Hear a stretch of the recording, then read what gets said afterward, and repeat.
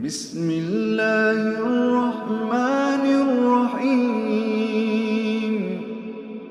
Assalamualaikum warahmatullahi wabarakatuh. Kita lanjutkan ayat Al-Quran juga dan juga hadis-hadis Rasulullah SAW. Apa yang dituntunkan oleh Rasulullah terkait dengan masalah zikir, ingat kepada Allah Subhanahu wa taala.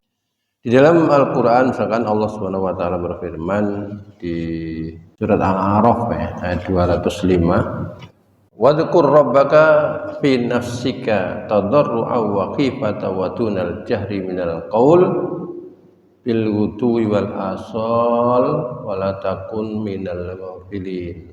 Dan ingatlah pada Tuhanmu dalam hatimu dengan rendah hati dan rasa takut. Makanya kalau kita ingat Allah itu kan dengan merendahkan hati. Kita ini hamba Allah yang dhaif, sehingga yang kita cintai itu senantiasa kita ingat.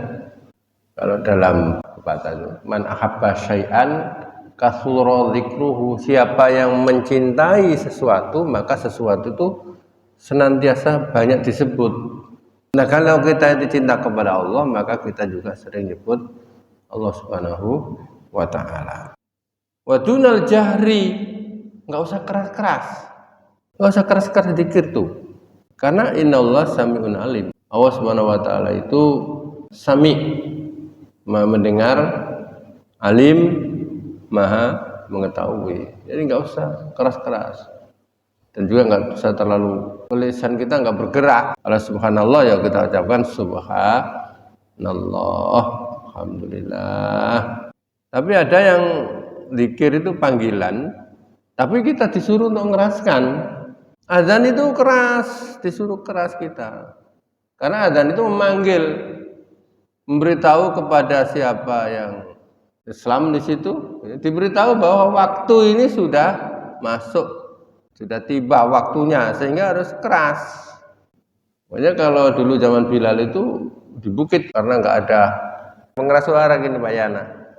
Bahkan dulu waktu kecil kita itu ada yang harus naik pohon, dan corong itu belum ada, speaker itu belum ada.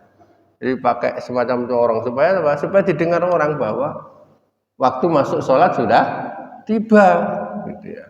Jadi minal qaul bil ghudwi wal asal, baik di saat pagi maupun di saat sore, wala takun minal ghafilin, dan jangan kamu termasuk orang-orang yang lupa, enggak ingat kepada Allah. Disebutkan fadkuruni adkurkum, ingatlah kamu akan aku ingat akan kamu, kata Allah Subhanahu wa taala. Kalau kita ingat kepada Allah, Allah akan ingat kepada kita. Sekarang kita lihat lafaz-lafaz zikir kita kepada Allah yang ada di dalam hadis. Beberapa hadis ini akan saya sampaikan. Di antaranya adalah Rasulullah pernah bersabda begini, kalimatani khafifatani alal lisan, ada dua kalimat yang ringan di lisan, sakilani fil mizan, tapi nanti berat di timbangan. Bahkan disebutkan di sini habibatani ila rahman, dan kalimat itu dicintai oleh ar-rahman, oleh Allah Subhanahu wa taala. Apa itu kata Rasulullah? Subhanallah wa bihamdih subhanallahil azim. Enggak usah nunggu orang banyak. Kita di saat laya-laya di rumah, subhanallah wa bihamdi subhanallah al-azim. Enggak usah nunggu yang lain. Karena ini pribadi, di saat kapan saja ya. Asal jangan di kamar mandi atau di WC, itu yang memang tidak boleh. Atau kita lagi di kendaraan. Subhanallah wa bihamdi subhanallah al-azim, yang artinya Maha suci Allah dan segala puji bagi Allah. Maha suci Allah yang Maha Agung. Ini zikir yang memberatkan di timbangan, tapi gampang kita hafal, gampang kita utarakan. Modal kita hanya ngomong. Dan ini kita ingat, sering kita ucapkan begini ya, daripada nyanyian lagu. Nah, ini ada manfaat zikir. Man qala la ilaha illallah wahdahu la syarika la lahul mulku wal hamdu wa huwa ala kulli syai'in qadir. Siapa yang berucap La ilaha illallah wahdahu la syarikalah lahul mulku wa lahul hamdu wa huwa ala kulli syai'in qadir. Tidak ada Tuhan selain Allah yang esa dan tidak ada sekutu baginya. Baginya adalah kerajaan dan baginya adalah pujian dan dia adalah maha kuasa atas segala sesuatu. Siapa yang sering mengucapkan begitu? La ilaha illallah wahdahu la syarikalah lahul mulku wa lahul hamdu wa ala kulli syai'in qadir. Apa kata Rasulullah janjinya? Dan berapa kali kita baca? Fi yaumin mi'ata marrah. Dalam satu hari itu 100 kali. Kanat lahu adlu asyri qab. Itu sama dengan memerdekakan 10 budak. Budak itu kan zaman dulu itu kan dimerdekakan, yang bisa merdekakan, dan termasuk merdekakan budak itu pahalanya gede karena budak itu kan termasuk kekuasaannya tuannya, sehingga dimerdekakan, ditebus seperti Bilal itu kan ditebus.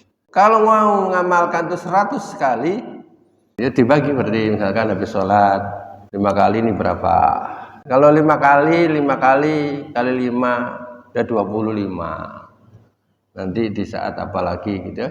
Wa kutibat lahu mi'atu hasanah, dan dicatat 100 kebaikan. Dan bukan hanya itu saja. Wa mukhiyat anhu mi'atu sayyi'atin, dan dihapus 100 juga kesalahan, dosa. La ilaha illallah wahdahu la syarikalah lahul mulku wa lahul hamdu wa huwa ala kulli syai'in qadir. Tidak ada di sini, tidak ada yuhyi wa yumit ya. Jadi kita menghapus dosa itu dengan cara zikir seperti ini juga. Salat menghapus dosa, puasa menghapus dosa, semua perintah itu menghapus dosa. Jadi umurnya umat Nabi Muhammad ini tidak apa? Tidak panjang bila dibandingkan dengan umur umat-umat yang dulu. Tapi diberi kesempatan untuk banyak beramal dan diberi nilai-nilai yang luar biasa. Seperti begini. Ada dikasih malam Lailatul Qadar, nilainya lebih baik daripada 1000 bulan. Jumatan itu juga menghapus dosa masa yang lalu dan Jumat yang akan datang. Jadi banyak cara-cara agar kita itu, karena kita tidak lepas daripada dosa, Allah Subhanahu wa taala lewat Rasulnya memberikan alternatif untuk menghapus dosa yang telah kita perbuat. Karena tidak lepas daripada dosa kok diantara kita, termasuk yang ngomong. Tapi kita berusaha untuk menghapus dosa-dosa itu sudah diberikan bekal oleh Rasulullah SAW. Nah, di antaranya nanti ucapan kita la ilaha illallah wahdahu la syarikalah lahul mulku wa lahul hamdu wa huwa ala kulli syai'in qadir. Bahkan begini disebutkan lagi, siapa yang suka berucap tadi itu, kata Rasul begini, wa kana lahu khirzan minasyayatin yaumuhu dzalik hatta yumsi, dan itu menjadi tameng agar setan tidak menggoda kita di hari itu sampai sore. Nah, ini 2 hadis yang saya sampaikan ini, jangan bahagia, mudah-mudahan ada manfaatnya dan kita amalkan. Saya yakin ada yang sudah pernah mendengar ini dan ada yang mungkin hari ini atau pagi ini baru dengar, tinggal kita ngamalkan saja. Allah Subhanahu wa taala lewat Rasulnya memberikan alternatif bagaimana supaya dosa-dosa kita ini dihapus oleh Allah Subhanahu wa taala. Karena kita tuh sering berucap ya, Rabbi firli, ya Allah ampunilah aku, Rabbi firli, ampunilah aku. Nah, salah satu antaranya bisa menghapus dosa tadi ucapan la ilaha illallah wahdahu la syarikalah lahul mulku wa lahul hamdu wa huwa ala kulli syai'in qadir. Kan gampang. Subhanallah wa bihamdika asyhadu an la ilaha illa anta astaghfiruka wa atubu ilaik. Assalamualaikum warahmatullahi wabarakatuh.